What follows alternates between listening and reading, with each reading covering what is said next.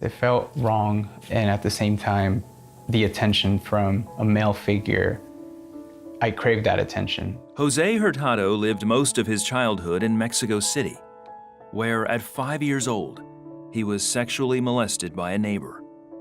His father was a migrant worker in the US who was away for months at a time. So it caused me to go back to my perpetrator. I was in a state where I was young and, I needed the attention of a male father figure. The abuse stopped after a year, but it left Jose with feelings and desires he couldn't understand. It kind of warped my identity as a child because now I'm internalizing something that's not supposed to be part of me. Several years later, his father could afford to move the whole family to the US. As a teen, now in California, Jose stopped fighting the feelings he knew were wrong. I started believing that this is the way I was born. I didn't want these feelings. I couldn't make them go away. I was upset that, I felt like I was confused, and I felt like, well, if these are not my feelings, if I didn't choose this, then it's okay. Jose decided to seek out the only affection he had ever known. Maybe I should just go out and experience life and be what I feel, And so I did that at the age of 16. I started using my brother's ID to go into nightclubs, to gay nightclubs. That's how I was introduced into that lifestyle.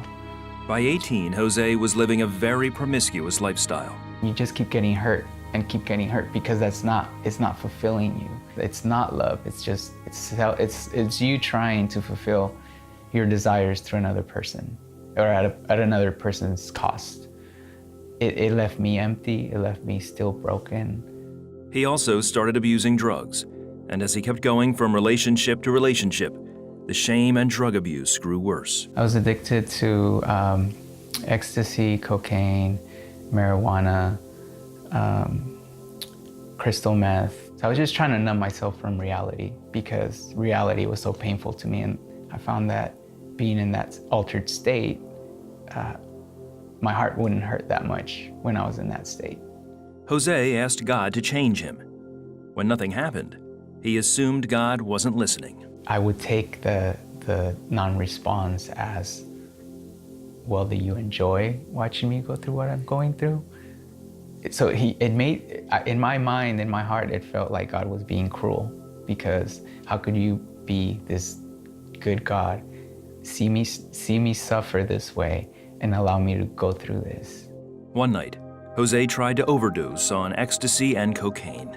I had gotten just sick of life, and I knew that the amounts that I took was enough to kill me. Jose woke up in his bedroom. He realized he should be dead. And the first thought in my head was, I gave you a second chance.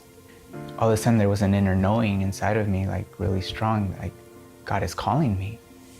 And my prayer was, God, if you're gonna do this, you have to go all in with me. I remember being in my room and just saying, God, I give you my whole life. Jose knew then that only Jesus could help him change. I'm tired of this back and forth.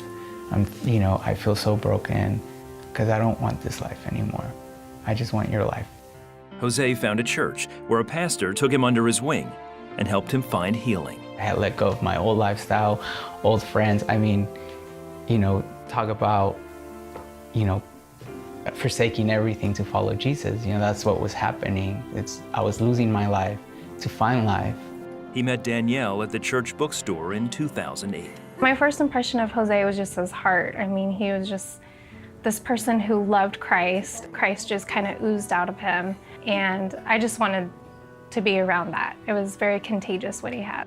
Jose soon told Danielle about his past. That wasn't even an issue, and I had told him that from the very beginning. I don't care where you've been, what you've come out of, you don't have to carry that shame. That's not who you are. You're a child of Christ, you're a child of God. They married in 2011, and their son Ethan was born 2 years later.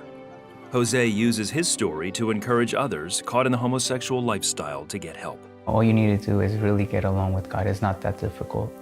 And say, God, just show me who you are. Lead me to where you want me to be. You know, it all goes back to, you know, forsaking your life to find Jesus, to find life, you know. And when you receive love, you're able to give love. What I used to be is not who I am now. So I'm just a different person. Jesus actually transformed my life.